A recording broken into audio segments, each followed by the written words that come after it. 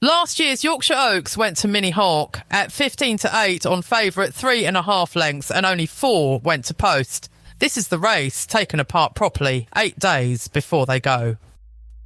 Right, in the Form Guide studios, I'm Rachel, Rob's here, and we're doing one race today, and only one. The Yorkshire Oaks, the G1 on Thursday. So, the Yorkshire Oaks. 4 days at York, 28 races, 4 Group 1s, and the richest handicap run anywhere in Britain. And this is one of the races that decides it. And the reason it is worth an entire show on its own is that it draws the deepest field and the sharpest market of the week. A well-argued price that is still wrong somewhere is worth far more than a lazy price in a race nobody is betting. Last year, Mini Hawk, 15-8 on favourite.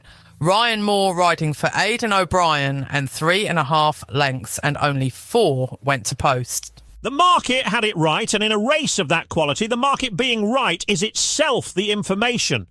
It means the form was readable, and there was no hidden improver in there. And it came from Aidan O'Brien, which is the raiding yard pattern we keep coming back to. Ireland went 1, 2, 3, 4 in the Ebor last year. Willie Mullins won it with Ethical Diamond. Henry de Bromhead was second with Ascending.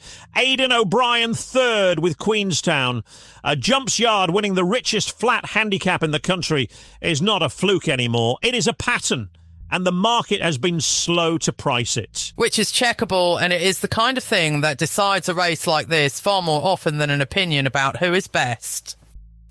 If you only played one race all week, it would be the Judd Monty International, and it is a G1. Not because it is the most valuable, though at this meeting it usually is, but because it is the race the whole card is built around, which means it draws the deepest field and the sharpest market of the week. And a sharp market is a good thing, not a bad one. A race nobody is betting is a race where the price is whatever the layer feels like. A race everybody is betting is a race where being right pays because the price has been argued over by thousands of people and it is still wrong somewhere. That is the whole job. Find the bit of a well-argued price that is still wrong. A course is not a neutral stage, and York least of all. Last year, the Nunthorpe first 4 home came out of stalls 5, 3, 6 and 8 of 17. And in Saturday's Constantine Handicap, the first 8 home were all drawn in 10 or lower. Low to middle was the place to be. That is one analyst's post-meeting review rather than an official study, so it is a flag to watch rather than a rule to bet. But if it repeats in the first 2 days, it is worth money on the Friday. Ireland went 1, 2, 3, 4 in the Ebor last year. Willie Mullins won it with Ethical Diamond. Henry de Bromhead was second with Ascending. Aidan O'Brien third with Queenstown. A Jumps Yard winning the richest flat handicap in the country is not a fluke anymore. It is a pattern, and the market has been slow to price it. And here is the bit almost nobody does, so we will. These are the 3 things that would make us tear all of this up. Rain first. Every read we have just given you assumes the ground stays, as it usually is at this meeting. And if it turns, then most of the form we have been quoting stops applying. The draw, second. In big fields at York, the stall is not a detail. It is sometimes the whole race, and we do not know the draw yet. And third, non-runners. 4 races at this level are full of horses with 2 or 3 targets, and half a dozen of the names being talked about today will end up somewhere else. Say that out loud in a preview, and you will be right more often than the people who pretend otherwise.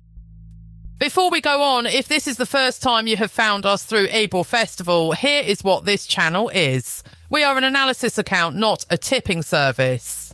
As it stands, that is 384 settled calls, 61 winners, 16% and 45.4 points. We beat the starting price on 63% of them. And that last number is the one that actually matters. Strike rate tells you about luck. Beating the price the market closed at is the only thing anybody has ever shown predicts whether a method keeps working. It is also the number nobody else publishes, because publishing it means publishing the days it went wrong. That is the Yorkshire Oaks. We will price it when the card comes out, publish the call before the off and settle it afterwards. Whichever way it goes, done. Come back tomorrow and we'll tell you how much of that was right. Tomorrow it's the argument. Rob makes the case against today's strongest call. 18 plus? Everything here is analysis and opinion, never an instruction to bet. BeGambleAware.org.